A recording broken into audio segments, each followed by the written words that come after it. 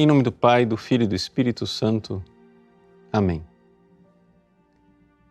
Meus queridos irmãos e irmãs, o Evangelho de hoje, Jesus declara os alimentos puros.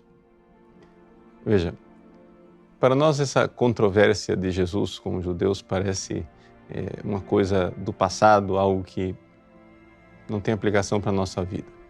Ou seja, no Antigo Testamento, Deus havia revelado a Moisés uma série de preceitos. Esses preceitos, alguns ainda hoje valem, outros já não são mais seguidos pelos cristãos. Trata-se de preceitos, por exemplo, rituais, que já não são mais seguidos. Por quê? Porque agora nós temos o Novo Testamento. Nós temos uma nova forma, mais perfeita, mais elevada, de prestar culto a Deus. Os adoradores de Jesus prestarão culto a Deus em espírito e verdade. É uma outra forma de prestar culto a Deus que temos na Igreja Católica.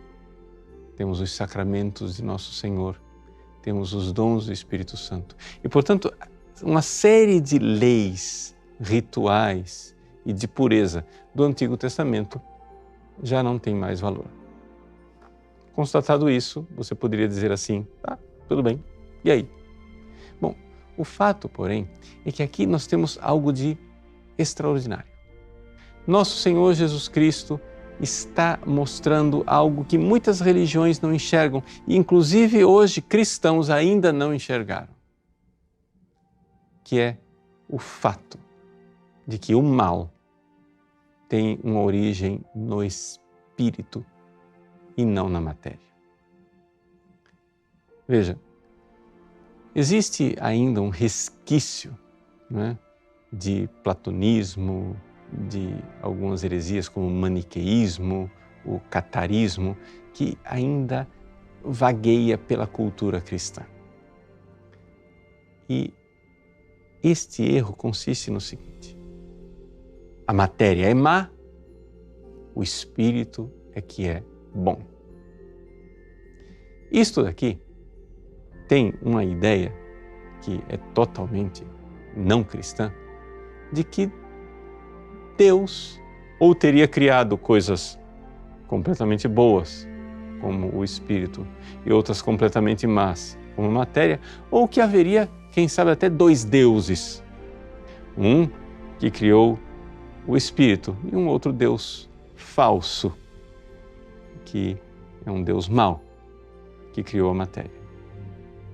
O homem, então, seria a mistura dessas duas realidades, espírito e matéria, e então o espírito precisa se libertar desta prisão, que é a matéria, o corpo, que é sempre mau. Mas isso não tem nada de cristão.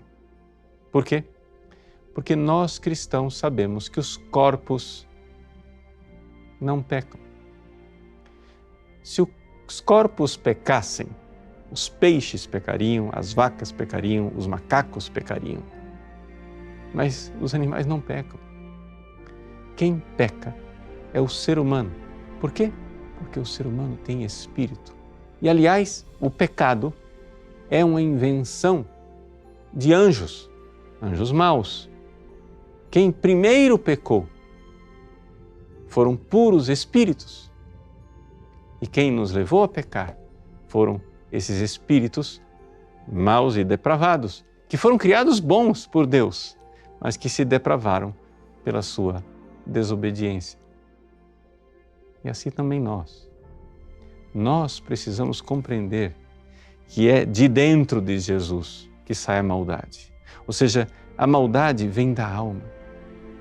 Vem da alma que, claro, às vezes é dominada pelos instintos do corpo, é dominada pelas paixões do corpo, mas não há pecado se esta alma não consentir, não aceitar esta ditadura das paixões desordenadas do nosso corpo. Portanto, aqui a coisa mais óbvia para um bom católico: não existe pecado sem consentimento. O seu corpo pode sentir coisas, mas você só peca se você consentir.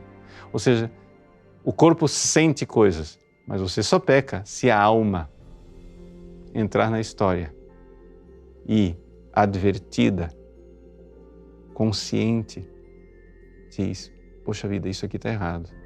E livre, deliberadamente diz: eu quero mesmo assim. Somente os espíritos podem fazer isso. Os animais nunca terão advertência e consentimento, por isso nunca pecarão. E também, coitados, nunca amarão, porque o amor de verdade é também ele, como o pecado, consciente e livre. Que Deus nos dê o seu Espírito Santo e nos ajude a ter corações ardentes, conscientes e livres do amor que precisamos lhe dar. Deus abençoe você. Em nome do Pai, e do Filho e do Espírito Santo. Amém.